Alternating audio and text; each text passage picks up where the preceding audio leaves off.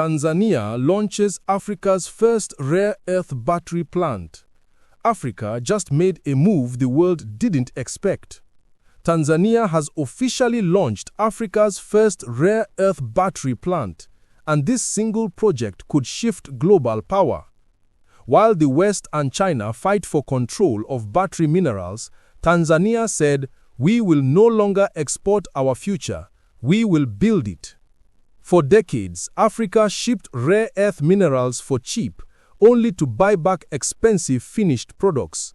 Phones, EVs, satellites, medical hardware, all built using Africa's minerals, but never in Africa. This new battery plant changes the rules. For the first time, Africa is capturing the value, not exporting it. Tanzania is not just mining, they are manufacturing.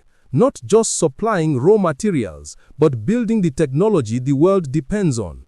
This is economic liberation in real time.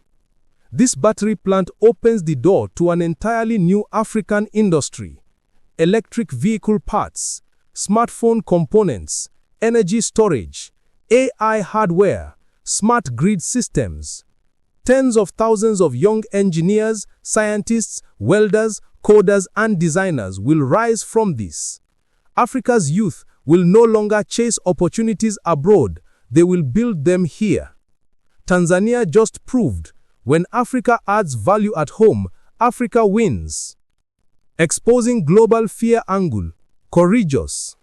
And make no mistake, the world is watching nervously, because this move breaks a 100-year pattern. Africa giving raw materials, and the world becoming rich. Tanzania is disrupting an entire global system, a system that depended on African minerals staying cheap, unprocessed, and unprofitable to Africans. Now the message is clear.